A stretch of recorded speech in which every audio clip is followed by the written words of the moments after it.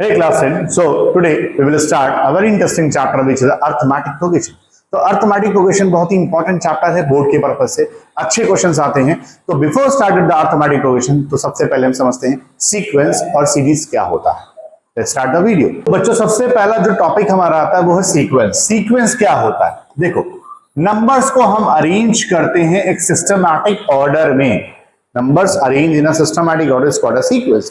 For example 2, 4, 6, 8, 10, 12। अब देखो ये सिस्टमैटिक ऑर्डर में नंबर अरेंज है। अब एक पैटर्न इसमें हमें नजर आ रहा है, तो वो पैटर्न कैसा है हमें ये समझना है। पैटर्न क्या है बेटा? यहां देखो 2n है, 2 इंटू n। अगर n की जगह हम 1 पुट करते हैं वी गेट 2, 2 1 2 विच इज 2। अगर n की जगह हम 2 पुट करते हैं तो 2 इंटू 2 विच इज 4।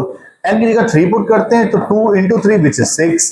n की जगह 4 पुट करते हैं तो 2 इंटू 4 विच इज 8। तो ये देखो एक पैटर्न नजर आ रहा है। किसका पैटर्न है? 2n का पैटर्न है।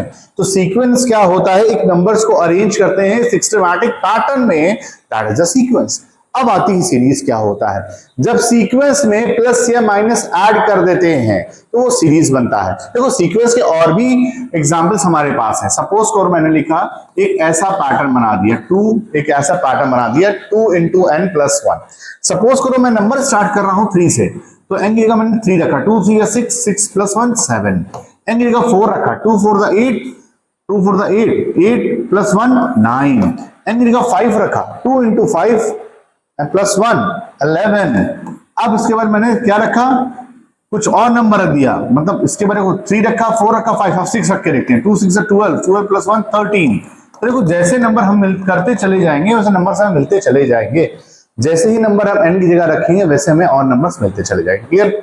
तो ये क्या होगा? एक सिस्टमैटिक पैटर्न, मतलब सीक्वेंस कहलाता है। अगर इसी सीक्वेंस में हम प्लस या माइनस इंसर्ट कर देते हैं in place of comma, comma की जगह पर, तो वो क्या कहलाता है? सीरीज कहलाता है। अगर आपसे कोई पूछता है what is sequence, number arrange in a systematic pattern using commas, it's a sequence. अब कोई आपसे पूछता है बच्चों सीरीज क्या है, तो जो नंबर्स अरेंज होते हैं सिस्टमैटिक पैटर्न में, अगर उसमें हम प्लस और माइनस को ऐड कर देते हैं या लगा देते हैं कॉमा की जगह पर। सपोज करिए ये हमारा पहला क्वेश्चन था सीक्वेंस का, 2,4 था, हमने 2 प्लस 4 कर दिया, कॉमा की जगह 6 कर दिया, प्लस 6 प्लस 8 प्लस 10 प्लस 12 कर दिया। इस तरीके से टिल n तक जा रहा है, तो ये कहलाएगा क्या कहलाएगा? सॉरी, सीरीज कहलाएगा। क्या कहलाएगा?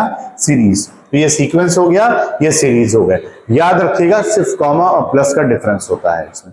अगर सीक्वेंस है तो बच्चों कॉमा यूज होगा, सीरीज है तो क्या यूज होगा? प्लस यूज होगा। तो अब स्टार्ट करते हैं इस चैप्टर का मेन पार्ट। एपी क्या होता है? कोई अगर आपसे पूछे बच्चों व्हाट इज एपी, तो जो भी नंबर अरेंज होते हैं सिस्टमैटिक पैटर्न में उनमें अगर कॉमन डिफरेंस सेम होता है उसे हम एपी बोलते हैं। सपोज करिए हमारे पास एक नंबर है 3,6, 9, ठीक है, 12, 15, और ये डैश डैश डैश चलता चला जा रहा है टिल एंड इनफाइनाइट। ठीक है, तो ये हमारा ये जो पहला मेंबर है इसे बोलते हैं फर्स्ट टर्म, टर्म 1, इसे बोलते हैं टर्म सेकेंड, ठीक है, इसे बोलते हैं टर्म थर्ड, और इसे बोलते हैं बच्चों टर्म 4 बोलते हैं, और इसे बोलते हैं टर्म 5। इस तरीके से टर्म 6, टर्म 7, टर्म 8 चलता चला जाएगा। क्लियर? तो अब सबसे इंपॉर्टेंट बात आती है कि सर इसमें डिफरेंस देखिए क्या है, सब में सेम डिफरेंस क्या है? Same. 6 minus 3 3, 9 minus 6 3, 12 minus 9 3, 15 minus 12 3। तो सब में डिफरेंस क्या है? सेम। जब डिफरेंस सेम होता है, कॉमन डिफरेंस सेम, इसीलिए हम उसे बोलते हैं कॉमन डिफरेंस। कॉमन का मतलब सब में, तो कॉमन डिफरेंस अगर सेम है तो वो क्या कहलाएगा? एपी कहलाएगा। अब एक क्वेश्चन इससे रिलेटेड देखते हैं। चलिए आइए। तो बच्चों देखो, अब हम एक क्वेश्चन देखते हैं। इसमें पूछा है आपको फर्स्ट टर्म निकालना है और कॉमन डिफरेंस निकालना है, ठीक है, और इसका नेक्स्ट टर्म निकालना है। तो देखो फर्स्ट टर्म हमारा हमेशा जो पहला मेंबर होगा वो मतलब फर्स्ट टर्म होगा, तो इसे लिखेंगे फर्स्ट टर्म, ठीक है। तो first term it is denoted by small a। First term हमारा क्या हो गया? 5। सीक्वेंस का या सीरीज का जो भी पहला नंबर होता है वो हमेशा फर्स्ट टर्म होगा, ठीक है। अब कह रहा है कॉमन डिफरेंस क्या होगा, तो कॉमन डिफरेंस को बच्चों अभी तो मैं ऐसे लिख रहा हूं, इसको हम डिनोट करते हैं स्मॉल डी से।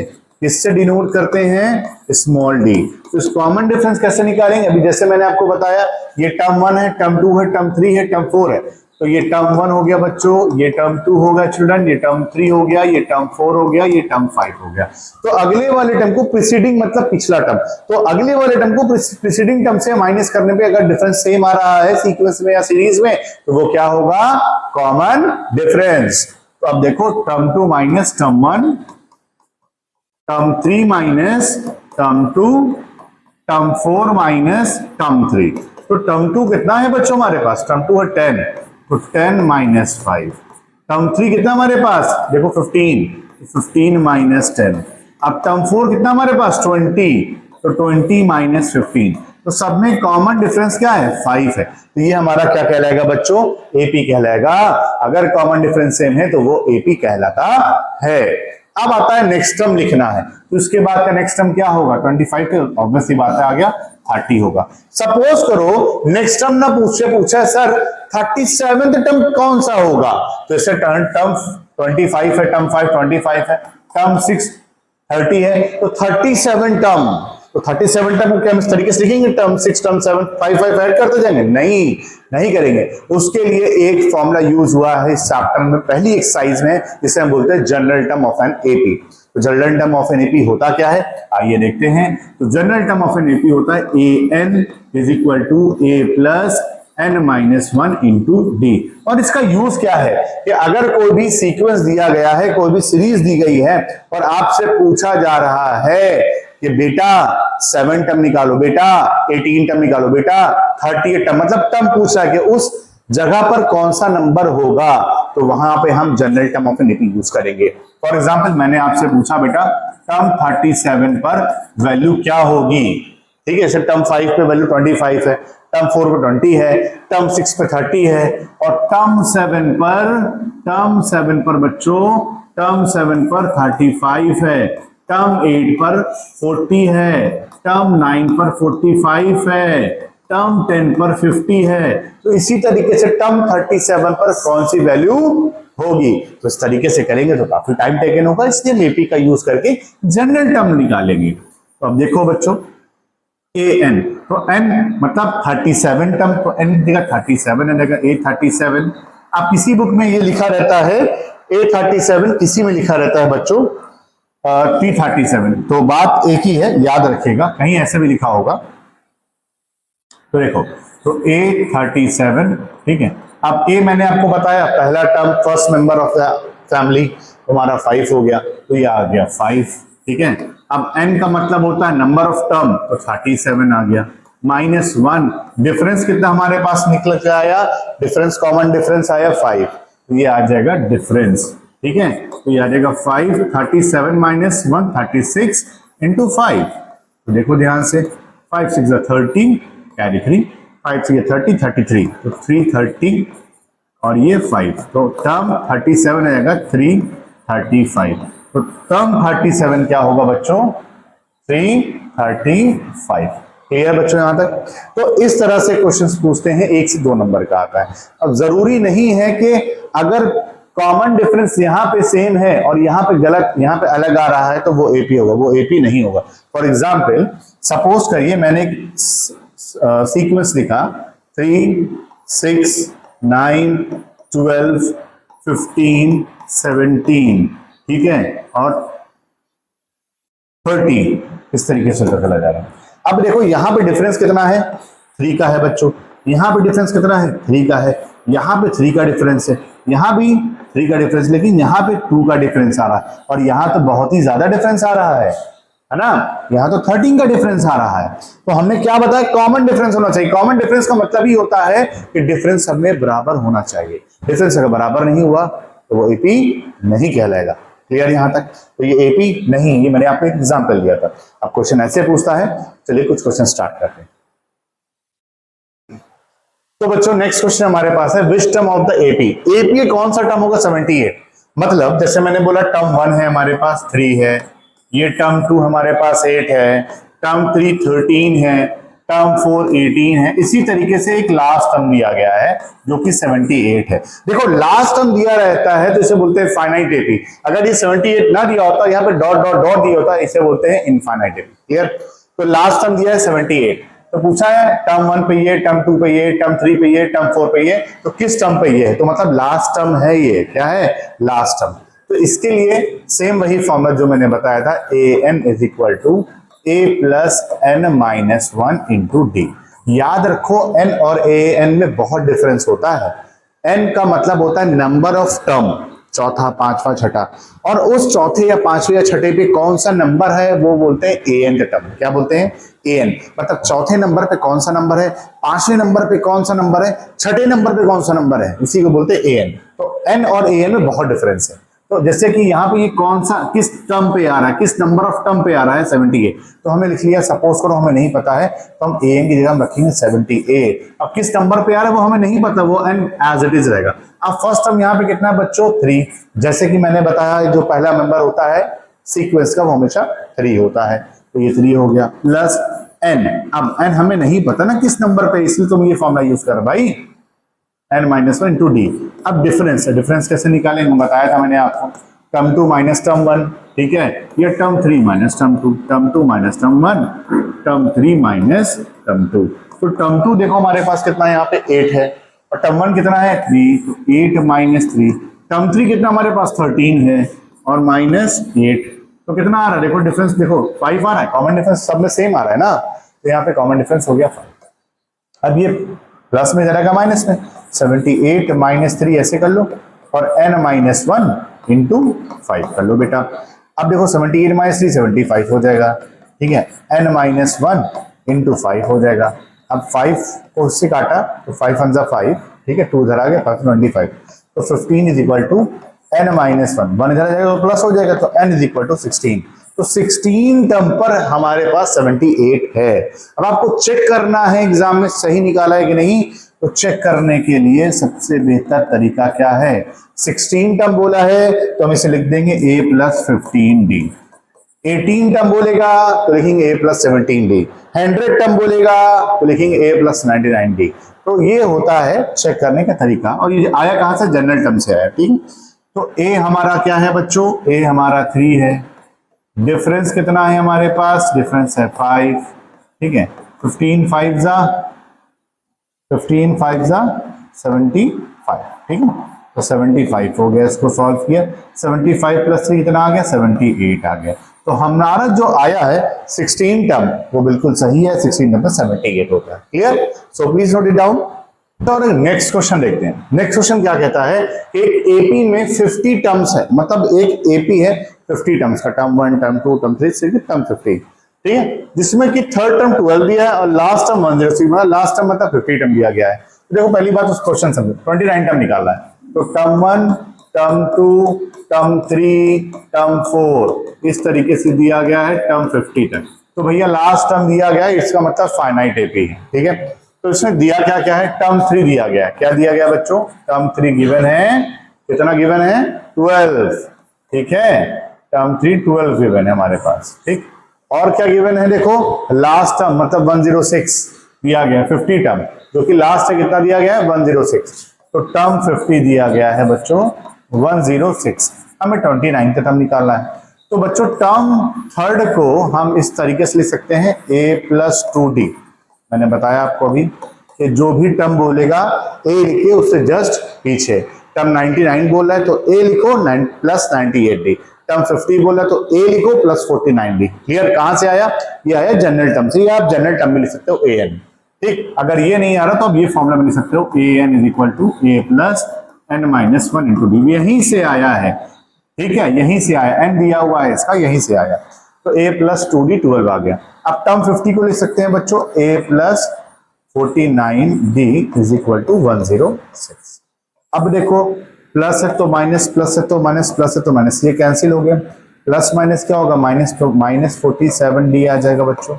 अब ये प्लस माइनस माइनस होगा, ऑब्वियसली बात है साइन रहेगा माइनस का, 6 में से 2 गया 4, क्लियर। और क्या आएगा यहाँ पर, 10 में से 1 जाएगा 9, ठीक है, 9 आ गया। अब देखो माइनस माइनस कैंसिल, ये इसको इससे कैंसिल हो गया, डी आ जाएगा 2, डिफरेंस आ जाएगा बच्चों 2, डिफरेंस आ गया 2। अब किसी इस इक्वेशन में चाहे इस इक्वेशन में पुट करके a निकाल लो, तो हम a प्लस 2b रखते हैं इज इक्वल 12, ए हमारे पास नहीं पता, वही निकालना है। 2 हमें पता है, बी हमें पता है, तो 2 डिफरेंस कितना हमारे पास बच्चों है 2, तो इज इक्वल टू 12। तो ए आ जाएगा 12, 2 टू द 4 -4, तो ए आ जाएगा बच्चों 8। क्लियर। अब हमें निकालना क्या है, 20th 9 टर्म, टर्म 29 निकालना है। तो टर्म 29 को मैंने आपको बताया, चाहे तो इस फॉर्मूले से निकालो, चाहे डायरेक्ट लिख लो a + 28d, ये डिपेंड्स आपके ऊपर करता है। तो अब चलो इससे कर लेते हैं। तो an = a + n - 1 × d।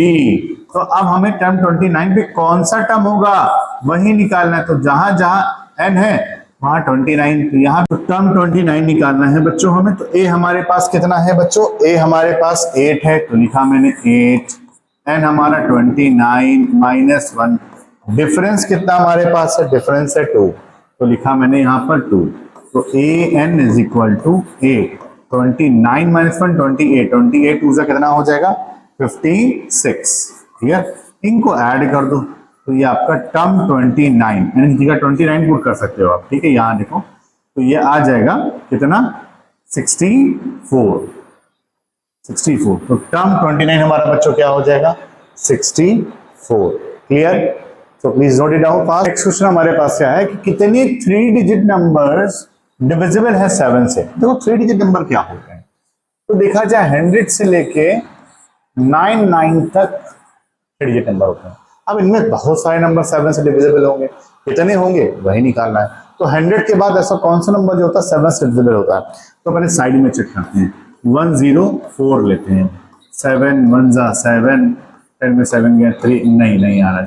105 लेते हैं, तो 7 1 जा 7, 10 में 7 गया 3 और 5 7 5 जा 35, तो कंप्लीटली कट गया। तो पहला नंबर होगा 105, क्या होगा 105, ये हमारा पहला नंबर मतलब फर्स्ट टर्म मिल गया। इसमें 7 ऐड कर दो, सेकंड टर्म मिल जाएगा, मतलब सेकंड नंबर आ जाएगा 112। फिर 7 ऐड कर दो तो 119 आ जाएगा। लेकिन कहाँ तक जा रहा है लास्ट टर्म हमें नहीं पता, तो लेकिन 999 भी 3 डिजिट का लास्ट टर्म होता है, ये पता है। तो अब इस 999 को डिवाइड करते हैं लोग, देखो 7 1 जा 7, 9 में 7 गया 2, 7 4 जा 28, 9 में 8 गया 1, 7 2 जा 14, 9 में 4 गया 5। अब देखो 5 रिमाइंडर बचा, 5 क्या बचा, रिमाइंडर बचा ना, एक्स्ट्रा है। तो इस 5 एक्स्ट्रा को अगर इससे हम हटा दें तो हमारा काम बन जाएगा। तो अब देखो 999 को 5 से माइनस कर दें, 4 आ गया 994, तो ये हमारे पास आ जाएगा, ऐसा आखिरी नंबर होगा 3 डिजिट का 994। तो इसका मतलब ये हो गया लास्ट टर्म हो गया, क्या हो गया लास्ट टर्म हो गया। तो फिर भाई लास्ट टर्म के लिए L लिख दो, बहुत सी जगह बुक में L लिखा रहता है last term = a + n - 1 × d, या तो ये लिखा रहता है या इसकी जगह पे an लिखा रहेगा, बात एक ही है। तो L हमारा आ जाएगा 994, a हमारा जो कि 105 है, plus n number of term यही तो नहीं पता, इनटू डिफरेंस, डिफरेंस कितना हमारे पास 7 है, ठीक है। अब ये प्लस इधर आएगा माइनस में, तो 994 - 105 और n - 1 × 7। तो और बच्चों माइनस करते हैं, 4 में से 5 जाएगा, नहीं क्या लेंगे, 14 में से 5 गया 9 आया, यहाँ क्या बचा 8, 8 में 0 गया 8 आया, 9 में से 1 गया 8 आया। क्लियर। अब यहाँ बचा हमारे पास n - 1 × 7, इस 7 को उससे डिवाइड करते हैं, तो 7 1 जा 7 आ गया। क्लियर। फिर 1 इधर आ गया, 7 2 जा 14 आ गया, 4 बचा इधर, 7 7 जा 49, तो 127 = n - 1। इस -1 को इधर ले आएंगे तो आ जाएगा n = 127 + 1, n = 128 आ जाएगा। ये नंबर ऑफ टर्म हो गया। तो ऐसे हमारे पास 128 नंबर होंगे, बिटवीन 3 डिजिट्स में हमारे पास 128 नंबर होंगे जो 7 से डिविजिबल होंगे। पहला नंबर क्या होगा 105, लास्ट नंबर क्या होगा 994। क्लियर। तो पहली एक्सरसाइज में मतलब अगर मैं बात करूं तो जनरल टर्म ऑफ एनईपी में an = a + n - 1 × d, ये जनरल टर्म ऑफ एपी है। इस एक्सरसाइज से ऐसे, इस फॉर्मूले के बेस से ऐसे ही क्वेश्चंस आते हैं, और भी क्वेश्चंस आते हैं। आपको कोई भी क्वेश्चंस में प्रॉब्लम हो तो कमेंट बॉक्स में आप मेंशन कर सकते हैं। So today still here, we will continue in the next lecture, तो उस पर डिस्कस करेंगे sum of n term. Thank you everyone.